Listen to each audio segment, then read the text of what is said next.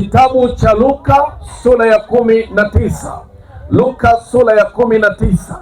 Luka sura ile ya 19 mstari ule wa kwanza mpaka ule wa 10. Luka sura ya 19 mstari ule wa kwanza mpaka ule wa 10. Nisikilize kwa muda mfupi tu niseme injili ya Bwana wetu Yesu Kristo iliyo hai. Nisaidie kusema amina. Nisaidie kusema amina. Hebu nisomee kitabu cha Luka sura ya 19 mstari wa kwanza mpaka ule wa 10. Msome hapo. Neno la Mungu linasema, Biblia inasema, naye alipoingia Yeriko. Naye Yesu alipoingia Yeriko. Nataka nikupe story kidogo ya mji wa Yeriko. Nataka nikupe story kidogo, mtu wa Kaugeli, kwa habari ya mji wa Yeriko ambao unaweza kukaa mtumishi, soma tu ukiwa umekaa umerelax kabisa, ili Yesu aweze kuhudumia watu wa Kaugeli. Biblia inasema Yesu akaingia katika mji wa Yeriko.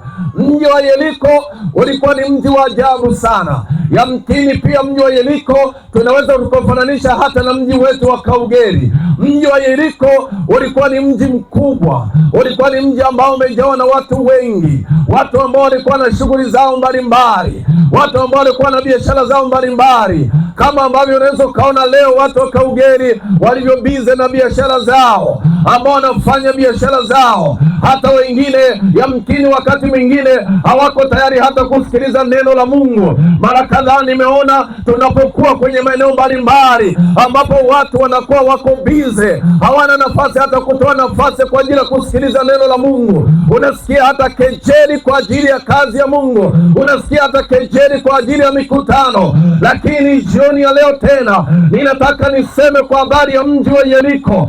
Ulikuwa ni mji ambao ulikuwa na shughuli nyingi, ulikuwa ni mji ambao una watu wengi, ulikuwa na mji ambao watu walikuwa wanapita katika ule mji. Lakini Biblia inasema ya kwamba Yesu pia alipita katika mji ule. Unajua sio nini ambacho kilibadilisha katika ule mji wa Yeriko? Watu wengi walikuwa wanapita, kulikuwa na biashara nyingi zinafanyika, lakini Yesu alipopita katika mji wa Yeriko kulikuwa na kitu cha tofauti kilichotendeka katika mji wa Yeriko. Yamkini kitu hicho leo kinaenda kutendeka katika mji wa Kaugeli katika jina Yesu Kristo wa Nazareti aliye hai. Endelea mstari wa pili, anasemaje? Mstari wa pili anasemaje? Na tazama alikuwa na mtu. Yesu alipoingia katika mji wa Yeriko, Biblia inasema kulikuwa na mtu. Hebu sema mtu. Kulikuwa na mtu, anafanyeje? Jina lake Zakayo, mkubwa mmoja katika watoza ushuru. Biblia inasema alikuwa ni mtu mmoja mkubwa katikati ya watu ambao walikuwa ni watoza ushuru. Labda niseme jambo hili, watu wa Mungu wa Kaugeli mnaonisikiliza jioni ya leo. Amen. Biblia inapozungumza kwa habari ya watoza ushuru katika nyakati zetu za leo, ni watu kama wanaokusanya mapato kama TRA. Ninaamini TRA wanapita pia hapa, si ndio? Kati ya ajira watu ambao wanaonekana wana fedha katika nchi yetu hii ni watu wa TRA, wanaokusanya mapato, wanaokusanya kodi, ni watu ambao ni matajiri. Zakayo pia alikuwa ni tajiri, na Luka anamtaja kama mtu ambaye alikuwa mtu mkubwa mmoja ambaye alikuwa ni tajiri. Sijui kama unaelewa watu matajiri wakoje. Haleluya, haleluya. Watu matajiri wana tabia za tofauti sana. Hata kula yao ni ya tofauti, hata vaa yao ni ya tofauti, hata zungumza yao wakati mwingine ya tofauti. Mwaka mmoja nilipata neema ya kwenda kwa tajiri mmoja kumtembelea asubuhi saa 2, majira saa 2 saa 3 hivi. Nikaenda kumtembelea, nilikuwa na mtu mmoja ambaye alinipeleka kwenye ile nyumba asubuhi, kwenye nyumba ile tajiri saa 2. Ninakwambia hata breakfast yake ni ya tofauti, mpendo wangu. Haleluya, haleluya. Amen. Ile chai ya asubuhi, sisi tunaita chai, wao hawanyi chai, ndugu yangu. Wanapata kitu kinaitwa breakfast. Hebu sema breakfast. Wanakula kitu kinaitwa breakfast. Yaani mlo wao wa asubuhi tu ni wa tofauti. Ni mlo ambao angalau labda sisi tunakula mara 3 kwa siku. Asubuhi ile tunafika kwenye nyumba ya yule tajiri, tunakaribishwa pale. Kwanza namna tu tunavyoingia kwenye ile nyumba, yaani unafungua geti, unakutana na mlango, unafungua mlango, unakutana na mlango una wavu. Yaani kwenye nyumba ya yule tajiri nzi haingii, mbu haingii. Huyo ndio tajiri. Haleluya! Acha sisi ambao tunaishi na mbu, tunaishi na kunguni, tunakula na hata na bata. Wenzetu matajiri wanajitenga na vitu vingi. Nisaidie kusema amina katika jina la Yesu. Luka anamtaja tajiri Zakayo. Anasema alikuwa ni mtu mkubwa mmoja hivi, alikuwa tajiri, ni mtu ambaye alikuwa na fedha zake, ni mtu ambaye alikuwa na maisha yake, ni mtu ambaye alikuwa amejitosheleza. Lakini kuna kitu cha ajabu, aliposikia Yesu ameutembelea mji wa Yeriko, kuna kitu cha tofauti juu ya huyu tajiri. Hebu endelea msomaji wangu, anasemaje? Mstari wa 3 anasema, mstari wa 3 anasema, huyu alikuwa akimtafuta kumwona Yesu. Jambo la ajabu sana juu ya tajiri Zakayo, alikuwa anamtafuta Yesu. Ni jambo la ajabu sana. Unaelewa, watu ambao wakiwa na neema ya uwezo wa fedha kidogo, mara kadhaa wanaweza wakadhalau kwa habari ya mambo ya Mungu. Ninaona hata kwenye mji wetu wa Kaugeri hapa, watu ambao wana biashara zao, unaweza ukaona hata wanavyodhalau kwa habari ya neno la Mungu. Unaona wanaweza kakajeri hata kwa habari ya neno la Mungu. Lakini mkubwa mmoja katika mji wa Yeriko aliyekuwa anaitwa Zakayo, Biblia inasema alitamani kumwona Yesu, ajue ni mtu wa namna gani. Ninaamini Zakayo kuna vitu alikuwa amesikia kwa ajili ya Yesu. Ninaamini pia hata watu wa Kaugeri jioni ya leo, ninaamini ya kwamba kuna vitu umeshawahi kusikia kwa ajili ya Yesu. Na yamkini kabisa jioni ya leo kuna vitu unaenda kuviona live katika jina la Yesu. Biblia inasema Zakayo alitamani kumwona Yesu. Hebu rudia mstari wa 3 msomaji wangu. Huyu alikuwa akitafuta kumwona Yesu. Huyu tajiri alitamani kumwona Yesu kuwa ni mtu wa namna gani. Mpendo mtu wa Kaugeri, Yesu si wa kutamaniwa na maskini tu. Yesu si wa kutafuta na watu wasionacho tu. Nakwambia Yesu anatamaniwa na hata watu matajiri. Zakayo alikuwa ni mtu ambaye ni tajiri, alitamani kumjua Yesu, alitamani kumwona Yesu. Sikiliza mtu wa Kaugeri, mimi sijui wewe ni mtu wa namna gani, sijui utajiri ulio nao, sijui fedha ulizo nazo, sijui kama unampenda Yesu. Zakayo alimtamani Yesu, alitaka kumjua Yesu. Haleluya, haleluya, haleluya, haleluya. Amen. Sikiliza mtu wa Kaugeri, hata matajiri wanamtaka Yesu katika jina la Yesu. Amen. Ngoja nikwambie jambo moja, mpendo wangu, mtu wa Kaugeri unanisikiliza jioni ya leo. Amen. Kuna watu unaweza ukaona ni matajiri ukafikiri wameridhika na maisha. Kwa taarifa yako, unaweza ukaona watu wamejenga majumba mazuri sana, unaweza ukaona watu wana magari mazuri sana, ndio, lakini ndani hakukaliki kabisa. Ngoja nikwambie, tulikuwa na tajiri mmoja maeneo ya nyumbani kwetu. Yule mtu ninajua nikikueleza unaweza ukawa unaijua hii story. Huyu mtu alikuwa tajiri sana. Ukanda wote wa ziwa, miaka ya zamani, sisi tulikuwa ni walimaji wakubwa sana wa pamba. Sasa hivi ni kama hili zao limepungua kidogo, lakini nyakati zile tulikuwa tunalima sana kwa habari ya pamba. Pamba ndio lilikuwa zao ambalo lilikuwa linawapa watu utajiri. Huyu ndugu yeye alikuwa ni mtu ambaye ana magari haya, maskani haya masemitrela haya ambayo maskani unakuta gari ina kichwa pia. Anabeba pamba kwenye maeneo mengi ya kanda ya ziwa, na alikuwa ni tajiri mkubwa sana katika ukanda wa ziwa. Ninaamini unaweza ukaona ni leo, na alikuwa na majumba mazuri sana. Lakini historia yake inaonyesha kuna wakati akaoa mke mdogo, alikuwa anaoa tu hovyo hovyo, akaoa kabinti. Alipokaoa kale kabinti, moyo wake ukaridhika sana na ule binti, akamwekea nyumba maalum. Katika ile nyumba maalum kuna chumba maalum, akamwambia hiki chumba ni marufuku kuingia kwenye chumba hiki kwa sababu humu kuna mali zangu. Siku moja ule binti akajichanganya katika mazingira sio kwa kawaida, akaenda kufungua kwenye kile chumba, akakutana na nyoka kubwa katika kile chumba, limejaa kwenye kile chumba. Sikiliza ndugu, kuna watu unaweza kuona wana magari na majumba ukafikiri wana amani, lakini ndani yao kuna vitu vinafukuta, kuna maisha hayana amani, kuna maisha hawayafurahii. Bwana asifiwe. Bwana asifiwe. Amen. Biblia inasema Zakayo alikuwa ni tajiri mkubwa katika mji wa Yeriko, na lakini ndani yake alitamani kumjua Yesu. Unisikilize mtu wa Kaugeri, wokovu unahitajika na watu wote katika dunia hii. Haijalishi ni matajiri, haijalishi ni masikini, wokovu unahitajika na watu wote, walio nacho na wasio nacho, wenye magari na wasio na magari, wenye majumba na wasio na majumba, waliosoma na wasiosoma. Yesu anawahitaji wote, kwa sababu wote wametenda dhambi na kupungukiwa na utukufu wa Mungu. Biblia inasema Yeriko, katika ule mji alikuwepo Zakayo tajiri, anatamani kumjua Yesu ni mtu wa namna gani. Endelea kidogo, mtumishi wa Mungu. Anasema asiweze kwa sababu ya umati wa watu. Biblia inasema Zakayo hakuweza kumwona Yesu kwa sababu ya umati wa watu. Yesu kila mahali alipokuwa anatembea alikuwa anafurikwa na watu wengi sana. Kwa hiyo kuna majira, Biblia inasimulia, kuna mazingira, kuna watu walishindwa kumwona Yesu. Nadhani mnakumbuka pia hata yule mama, wasomaji wa Biblia, mnamkumbuka yule mama ambaye alikuwa na shida kutokwa na damu kwa muda wa miaka 12. Alisumbuka sana namna ya kumfikia Yesu, lakini ndani yake akasema, hapana, mimi ninajua siwezi kumfikia Yesu, lakini ninaamini nikigusa tu pindo la vazi la Yesu, ninaamini nitapokea uponyaji. Haleluya, haleluya. Yaani wakati wanafunzi wametembea na Yesu miaka kadhaa, hawajui kwenye pindo la vazi ya Yesu kuna nguvu za uponyaji. Yule mama akagundua, akasema, nikigusa pindo la Yesu ninaamini nitapokea uponyaji.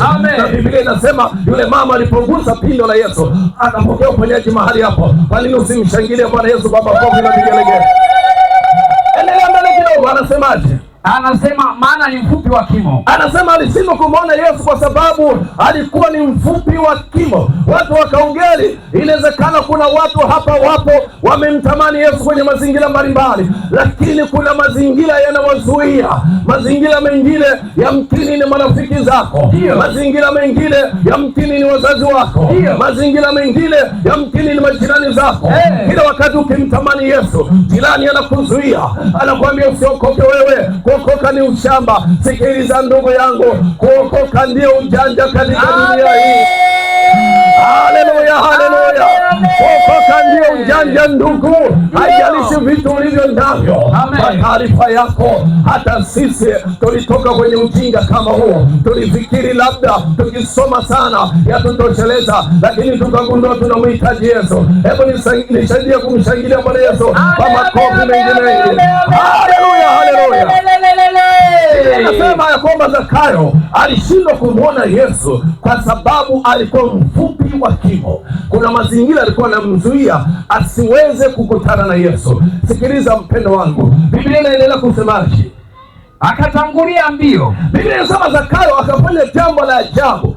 Ukumbuke Zakayo alikuwa ni tajiri. Haleluya, amen. Haleluya, watu wa Kaugeri. Haleluya, watu wa Kaugeri. Biblia inasema tajiri Zakayo akatoka nduki, akakimbia. Akakimbia kwenda wapi? Akapanda juu ya mkuyu. Akapanda juu ya mkuyu apate kumwona, ili aweze kumwona Yesu. Lilikuwa ni jambo la kawaida, wapendwa wa Kaugeri. Halikuwa jambo la kawaida kwa mtu tajiri kama Zakayo, mtu ambaye alikuwa na fedha zake. Kwa nini aanze kukurupuka kukimbia na kwenda kupanda juu ya mkuyu ili tuweze kumwona Bwana Yesu? Unaona umuhimu na uthamani wa kumjua Yesu. Zakayo aliacha mambo yote, akakimbia kupanda juu ya mkuyu. Alifanya maamuzi. Haleluya, haleluya. Aliamua kuchukua hatua. Alimtamani Yesu, lakini hakukomea kutamani tu, aliamua kuchukua hatua. Mpendo mtu wa Kaugeri, siku nzuri ya Jumanne leo, yamkini na wewe pia umetamani siku nyingi uweze kumjua Yesu. Umetamani siku nyingi, umetamani kumpokea Yesu awe Bwana na Mwokozi wa maisha yako. Yamkini kuna mambo yamekuwa yakikuzuia, yamkini kuna mazingira yamekuwa yakikuzuia. Leo unaweza ukafanya maamuzi kama Zakayo. Nasema leo unaweza ukafanya maamuzi kama Zakayo. Zakayo aliamua kuchukua hatua ya kufanya maamuzi. Hawezi kumwona Yesu kwa sababu ya umati mkubwa, akasema isiwe tabu, mimi nitaenda kupanda juu mkuu. Tajiri mzima na heshima zake, akasema utajiri na uweka pembeni, heshima nilionao juu Yeriko na iweka pembeni. Sikiliza mpendo wa mwana Mungu wa Yeriko na mtu wa Kaugeri, unaweza ukaamua kuchukua hatua hata leo. Usikose nafasi hii. Haleluya, haleluya. Wakati mwingine unajua tunatamani kuokoka, lakini kuna mazingira yanatuzuia. Kuna wakati mwingine umesikia mahubiri kwa namna mbalimbali tu. Umesikia mahubiri kwenye redio, umesikia mahubiri kwenye mikutano, kwenye semina, lakini umeshindwa kufanya maamuzi. Leo jioni ya leo unaweza ukafanya maamuzi katika jina la Yesu. Amen. Leo jioni ya leo ninakualika usikose nafasi hii ya kufanya maamuzi kama Zakayo alivyoamua kufanya maamuzi. Jioni ya leo kuna mtu mmoja wa Kaugeri anaenda kufanya maamuzi ya kumpokea Yesu kwa Bwana na Mwokozi wa maisha yake. Hebu endelea mbele kidogo, mtumishi wa Bwana. Inasema kwa kuwa atakuja kupitia njia ile. Biblia inasema kwamba Zakayo aliambiwa kwamba Yesu atakuja kupitia katika njia ile. Nilikwambia mwanzoni ya kwamba mji wa Yeriko ulikuwa ni mji wa tofauti, lakini kitu kilichobadilisha maisha ya Zakayo ni kwamba aligundua ya kwamba Yesu atapita mazingira yale. Wapendwa watu wa Kaugeri, jioni ya leo Yesu yupo kwenye viwanja hivi. Nasema Yesu yuko kwenye viwanja hivi. Mtu wa Kaugeri, Yesu yuko kwenye viwanja hivi. Lakini leo pia kuna mtu mmoja anaenda kufanya maamuzi kwa sababu amemwona Yesu yuko kwenye viwanja hivi. Endelea mbele kidogo, mtumishi wa Bwana. Inasema ndio, na Yesu alipofika mahali pale, na kwa sababu Yesu aliuona moyo wa Zakayo, alipofika kwenye ule mkuyu akafanya nini? Alitazama juu, aliangalia juu, akamwambia Zakayo, shuka upesi. Ambia Zakayo, shuka upesi, kwa kuwa leo imenipasa, kwa sababu leo imenipasa kushinda nyumbani mwako. Akafanya haraka. Biblia inasema Zakayo akafanya haraka, akashuka akamkaribisha kwa furaha. Akashuka akamkaribisha Yesu kwa furaha. Nisaidie kumpigia Bwana Yesu makofi. Amen. Amen. Amen. Yesu anapoingia kwenye maisha ya mtu lazima aachilie furaha ndani ya yule mtu. Amen. Kuna mambo yanabadilika. Ndio. Yesu atakapoendelea kukaa kwenye mji wa Kaugeri, ninakwambia kuna mambo yatabadilika. Amen. Na nizungumza na watu wa Mungu mliomwamini Yesu kwa Bwana na Mwokozi wa maisha yenu. Mliopo kwenye mji wa Kaugeri, msiache kuomba kwa ajili ya mji wa Kaugeri. Ninayaona majira ya mabadiliko kwenye mji wa Kaugeri katika jina la Yesu. Ninaona majira ya ukombozi kwa ajili ya mji wa Kaugeri katika jina la Yesu. Ninaona biashara zikibadilika katika mji wa Kaugeri kwa sababu kanisa linasimama kwenye nafasi yake. Endelea mbele kidogo, mtumishi wa Bwana. Anasema ndio, hata watu walipoona walinung'unika. Kwa nini walinung'unika? Endelea. Wakaanza kusema ameingia kukaa kwa mtu mwenye dhambi. Ameingia kukaa kwenye mtu mwenye dhambi. Zakayo akasimama. Hebu subiri kidogo, nisikilize mtu wa Kaugeri. Zakayo, nimekwambia kwa sababu ya aina ya kazi aliyokuwa anaifanya. Nadhani mara kadhaa hata sisi wangapi wanakuwa wako huru kufungua maduka yao TRA wanapofika hapa? Sio wote, si ndio? Kuna ufahamu tofauti. Mmoja ufahamu ambao huwa tunakuwa nao, huwa tunaona kama watu wa TRA wanatuonea kwenye kodi. Uongo kweli? Ndio. Ni kama huwa tunaona hivyo. Lakini nikwambie kitu kimoja. Kazi ambayo Zakayo alikuwa anaifanya ya kukusanya ushuru ni kazi ambayo ilionekana ni ya hovyo katikati ya jamii. Ilionekana ni kazi ya uonevu. Ilionekana ni kazi ambayo watu wanawaonea, watu wa mapato wanawaonea watu. Kwa hiyo Zakayo alipomkaribisha Yesu, unaona kukaanza kuwa na manunguniko katikati ya jamii ya watu yaliko, kwamba inakuwaje huyu bwana mkubwa Yesu Kristo anaingia kwenye nyumba ya mtu mwenye dhambi. yanaingia kwenye nyumba ya mtu mwenye dhuluma, lakini Yesu hakumuona kwa namna hiyo. Yesu hakumuona kwa jicho hilo. Unajua mpendo wangu, wakati watu wanakuona wewe ni mwenye dhambi, Yesu anauona moyo wako ulio tayari kutubu katika jina la Yesu. Wakati watu wanakuona wewe umedharauliwa, Yesu anaona thamani ya utumishi aliyoweka ndani yako. Ukikubali kumwamini Yesu leo, ukikubali kumpokea Yesu leo awe Bwana na Mwokozi wa maisha yako, ninakwambia wale waliokudharau wataanza kukuheshimu katika jina la Yesu. Amen. Endelea mbele kidogo. Inasema ndio, akamwambia Bwana Yesu, tazama Bwana, nusu ya mali yangu nawapa maskini, na kama nimemdhulumu mtu yeyote kitu kwa hila namrudishia mara 4. Nadhani Zakayo alikuwa anajua aina ya kazi ambayo alikuwa anaifanya. Kuna mazingira walikuwa wanawadhulumu watu, ndio alikuwa anajua hilo. Ndio maana akasema kama kuna mtu nimemdhulumu nitamlipa mara ngapi? Mara 4. Nitamrudishia mara 4. Kama kuna mtu nilimdhulumu kwa namna yote ile nitamrudishia mara 4. Endelea mbele mtumishi wa Bwana. Bwana Yesu akamwambia Zakayo, leo wokovu umefika nyumbani humu. Kwa sababu leo wokovu umefika Kaugeri. Amen. Leo wokovu umefika kwenye soko hili. Ndio. Kwa sababu gani? Kwa sababu huyu naye ni mwana wa Adamu. Mwana wa Ibrahimu. Kwa kuwa mwana wa Adamu alikuja kutafuta na kuokoa Hili ndilo neno ambalo nataka nimalizie. Mtu wa Kaugeri unanisikiliza. Amen. Mstari wa 10, rudia mtumishi wa Bwana. Kwa kuwa mwana wa Adamu, Yesu anasema kwa kuwa mwana wa Adamu alikuja kutafuta na kuokoa kile kilichopotea. Unisikiliza vizuri mtu wa Kaugeri. Hiki ndicho ambacho kimetuleta kwenye viwanja hivi. Inawezekana wakati mwingine ukawa unafikiri labda umepita kwenye maeneo haya kwa bahati mbaya, lakini napenda nikwambia kwamba Mungu aliyekuleta mahali hapa alipangilia uwepo mahali hapa. Unajua kuna wengine wamekuja by the way, inawezekana walikuwa wanapita tu, inawezekana walikuwa wanakuja kwenye duka kununua mahindi au kushona nguo zao au kununua mafuta, halafu wanakutana na injili ya Bwana wetu Yesu Kristo. Sikiliza, sio kwamba umekuja kwa bahati mbaya. Ninakwambia uwepo wako mahali hapa ni nafasi ambayo Mungu alikuwa ameipanga kabla ya kuumbwa kwa misingi ya ulimwengu. Kwa hiyo unao nafasi ya kupokea ama ya kukataa. Sikiliza, kuna watu huwa wanapoteza fursa kwa sababu wanapuuza nafasi ambayo Mungu amewapa kwa ajili ya kufanya maamuzi. Ndio maana ninasema mtu wa Kaugeri, usikose nafasi hii jioni ya leo. Yes. Biblia inasema Yesu alikuja kutafuta na kuokoa kile kilichopotea. Inawezekana jioni ya leo kuna mtu ananisikiliza ametamani kumpokea Yesu, au kwa sababu ya kusikia injili hii anatamani kufanya maamuzi kumpokea Yesu awe Bwana na Mwokozi wa maisha yake. Jioni ya leo usikose nafasi hii, mpendo wangu, katika jina la Yesu. Amen. Ninasema usikose nafasi hii jioni ya leo katika jina la Yesu. Amen. Biblia inasema hivyo, Yesu alikuja kutafuta na kuokoa kilichopotea. Yesu hakuja kuwatafuta watakatifu. Nilisikia rafiki yangu mmoja, sio rafiki yangu, ni ndugu yangu. Tuna ndugu yetu ambaye alikuwa mwovu sana, maisha yake yalikuwa ni mabaya sana. Ndugu yangu huyo akanipigia simu akaniambia, yule ndugu anaitwa Beni. Anambia, unajua siku hizi Beni naye ni mchungaji.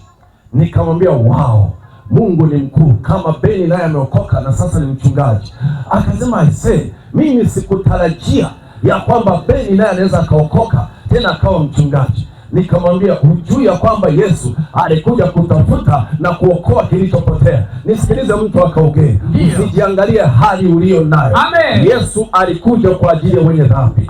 Yesu hakuja kwa ajili ya watu ambao ni watakatifu. Hapana, kuja kwake hapa duniani yalikuwa ni mazingira ambayo Mungu aliona wanadamu tumepita kwenye mazingira magumu, miaka na miaka tumeharibika, miaka na miaka tumeteseka, miaka na miaka hatuna mkombozi. Ndipo akakaa mbinguni kwenye baraza lake akasema, ni mtume nani? Wakati mbingu zimekaa kimya, Yesu akasema, nitume mimi Baba, nitume mimi Baba, nikaokoe wana Kaugeri, nikaokoe wana Singida, nikaokoe wana Dodoma, nikaokoe wana Tabora. Haleluya, haleluya. Yesu alikuja kutafuta na kuokoa kilichopotea. Sikiliza mpendwa, usijiangalie hali ulio nayo. Usijiangalie namna ambavyo umedharauliwa katika mji wa Kaugeni. Usiangalie namna ambavyo umekataliwa katika mji wa Kaugeni. Unajua wapendwa, kuna mambo tunaweza tukayafanya kwenye jamii, jamii ikatukataa. Kuna mambo tunaweza tukafanya kwenye jamii, jamii ikatudhalau. Ndio. Lakini ninakwambia wakati jamii inatudhalau, Yesu anaweza kutupokea. Nasema Yesu anaweza kutupokea. Nasema Yesu anaweza kutupokea. Haleluya, haleluya. Nampenda mtu mmoja, mtunga zaburi mmoja anasema, hata kama baba na mama yangu wakiniacha, Bwana atanipokea. Jioni ya leo mpendwa, haijalishi baba na mama yako wamekukataa, haijalishi kijiji cha Kaugeni kimekukataa, haijalishi wapi unapotokea kwamba watu wamekukataa, Yesu jioni ya leo atakupokea. Yesu jioni ya leo atakupokea. Nasema Yesu jioni ya leo atakupokea. Haleluya, haleluya. Simama kwa miguu yako nikao.